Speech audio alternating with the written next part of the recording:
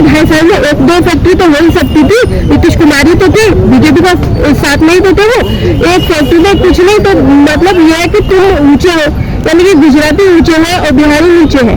क्यों? क्योंकि वहाँ भी फैक्ट्री तुमने लगा लिया, मजदूर तो वहीं से बुला रहा है तुम। तो बिहार में क्या होने जा रहा है, एक लाइन में बताइएगा। एक लाइन में बता रहे हैं कि बिहार में सत्ता परिवर्तन होगा, हो सकता है। पहले लालू जी की जो सरकार रही उसमें क्राइम रहा, कुछ रहा, लेकिन जनरेशन से बदलता है। तेजस्वी बदलेंगे, तेजस्वी को वहाँ के यंग लोगों पर बहुत विश्वास है और सत्ता परिवर्तन होने जा रहा है। उनको नौकरी चाहिए, स्वास्थ्य चाहिए, शिक्षा चाहिए। वो इसके पर इलेक्शन लड़ रहे हैं। कितना जोर लगा लो, हर पार्टी इलेक्शन लड़ रही है, इतनी ज्यादा पार्टी इलेक्शन लड़ रही है, लेकिन जब क्लीन स्वीप करती है पब्लिक तो फिर वो किसी को नहीं देखती है। तो ये क्लीन स्वीप होगा और पूरे देश को दिशा और दशा दोनों बता देगा ये इलेक्शन, जब मुख्यमंत्री पद की शपथ। बिहार में इलेक्शन चल रहे हैं, चुनाव चल रहा है, आगे आ जाएगा। और जो है मोकामा विधानसभा में एक राम दुलार चंद नामक व्यक्ति की हत्या कर दी जाती है। आरोप लगाया जाता है कि जो है इसकी हत्या एनडीए प्रत्याशी अनंत सिंह, जो कि बाहुबली विधायक हैं, काफी समय से हैं, कई बार जेल जा चुके हैं, वो उन्होंने करवाई है अपने लोगों से कह के। देखिए, बिहार में काफी लंबे समय से नीतीश कुमार और बीजेपी की सरकार है, ठीक है। तो लॉ एंड ऑर्डर अभी भी इन्हीं के हाथ में है जब तक कि सरकार बदलती नहीं है। और यहाँ पे नीतीश कुमार और जो सहयोगी बीजेपी है, इनमें सब कुछ ठीक नहीं चल रहा है, ठीक है। तो ये माहौल खराब करने के लिए यही लोग करवा रहे हैं। अब चाहे आप जिनका नाम ले रहे हैं उन्होंने किया है या किसने किया, लेकिन यही लोग करा रहे हैं ताकि लोगों के अंदर भय हो कि इस तरह का माहौल आ जाएगा। लेकिन इस बार पब्लिक इन लोग को हराने के मूड में है। आरजेडी की पूर्ण बहुमत की सरकार आएगी, उसकी 2 वजह है। वहाँ पे बिहार में एकदम यंग वोटर ज्यादा है, ठीक है। तो उनको नौकरी चाहिए, उनको स्वास्थ्य चाहिए, ठीक है। युवा वोटर ज्यादा है तो उनको नौकरी चाहिए। लोगों ने कुछ किया तो है नहीं। अब ये जाते जाते महिलाओं को लॉलीपॉप दे रहे कि 10,000 रुपए डाल दिए। ये महाराष्ट्र में भी कर चुके हैं इस तरह का। पहले उन्होंने शिंदे से ये सब करवाया, उसके बाद में शिंदे को हटा के फडणवीस बन गए, बाद में सब छटनी कर दी। उन महिलाओं को बाद में कोई भी पैसा नहीं मिला। इसी तरह ये लॉलीपॉप देकर बेवकूफ बनाने की कोशिश कर रहे हैं। लेकिन एक बात है, बिहारी बहुत तेज होते हैं और बिहारी ही पूरे देश को दिशा देते हैं। और इस इलेक्शन से दिशा देंगे, बताएंगे कि इस तरह नहीं चलेगा। लोगों को धर्म के नाम पे या दूसरे नामों पे बेवकूफ बना के नहीं चलेगा। इस बार ये जो डराने का काम कर रहे हैं, इसी तरह वहाँ उत्तर प्रदेश में अतीक की हत्या हुई थी, क्या था क्या नहीं था मालूम नहीं। इस तरीके से माहौल खराब करने की वो कोशिश हो रही है। इसका कुछ भी असर होने वाला नहीं है। इस बार मुक्ति खाने वाले हैं ये। क्यों? क्योंकि एक तो बहुत जनता इनको हराने वाली है, दूसरी बार जो कुर्सी कुमार कहे जाते हैं वो भी इनको सबक नीतीश कुमार की बात, नीतीश कुमार जो है वो इनको सबक सिखा के, और कभी कभी आदमी प्रायश्चित करता है जब खत्म हो रहा है। उनका राजनीतिक करियर अब लगभग खत्म हो रहा है, इतने बार वो सीएम रह चुके, तो वो प्रायश्चित करके भतीजे को अपने मुख्यमंत्री बनाकर बीजेपी को बिहार से विदा करके, वहाँ से ममता बनर्जी ने विदा किया था, यहाँ से ये विदा करके वापस दिल्ली भेज के जाएंगे। अनंत के ऊपर कोई कार्यवाही नहीं की जा रही है। इलेक्शन कमीशन पूरी तरीके से चुप है, कोई सवाल जवाब नहीं, कोई कार्यवाही नहीं।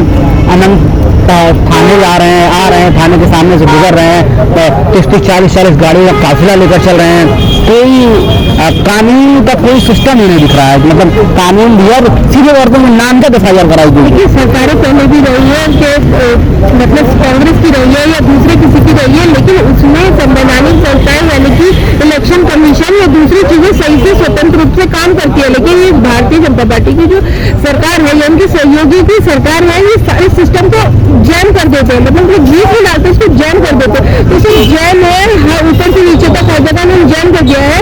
अगर कुछ मतलब ये भी हो रहा है, क्राइम भी हो रहा है, तो उसके ऊपर कोई भी संज्ञान नहीं लिया जा रहा है।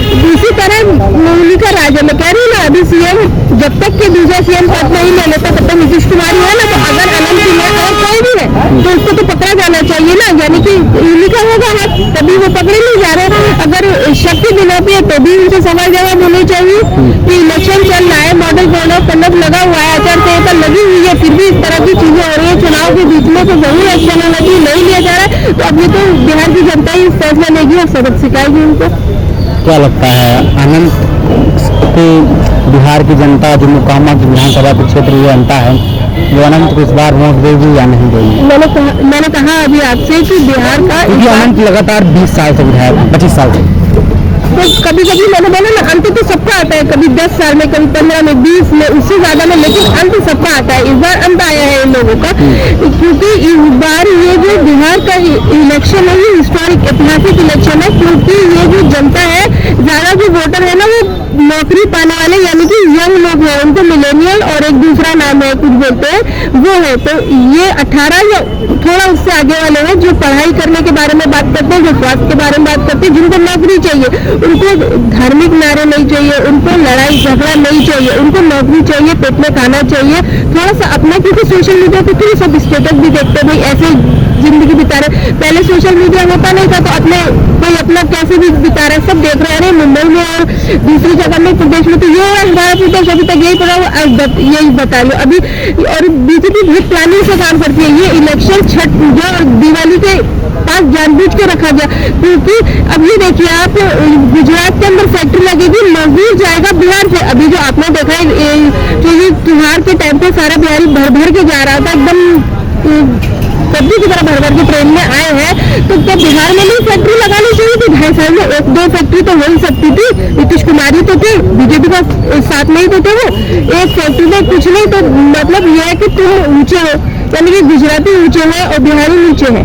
क्यों? क्योंकि वहाँ भी फैक्ट्री तुमने लगा लिया, मजदूर तो यहीं से बुला रहे हो तुम। तो बिहार में क्या होने जा रहा है, एक लाइन में बताइएगा। एक लाइन में बता रहे हैं कि बिहार में सत्ता परिवर्तन होगा, हो सकता है। पहले लालू जी की जो सरकार रही उसमें क्राइम रहा, कुछ रहा, लेकिन जनरेशन से बदलता है। तेजस्वी बदलेंगे, तेजस्वी बदलेंगे, तेजस्वी को वहाँ के यंग लोगों पर बहुत विश्वास है और सत्ता परिवर्तन होते जा रहा है। उनको नौकरी चाहिए, स्वास्थ्य चाहिए, शिक्षा चाहिए, वो इसके ऊपर इलेक्शन लड़ रहे हैं। कितना जोर लगा लो, हर पार्टी इलेक्शन लड़ रही है, इतनी ज्यादा पार्टी इलेक्शन लड़ रही है, लेकिन जब क्लीन स्वीप करती है पब्लिक, कभी भी किसी को नहीं देखती है, तो ये क्लीन स्वीप होगा और पूरे देश को दिशा और दशा दोनों बता देगा ये इलेक्शन, जब मुख्यमंत्री पद की शपथ लेंगे तेजस्वी यादव। धन्यवाद।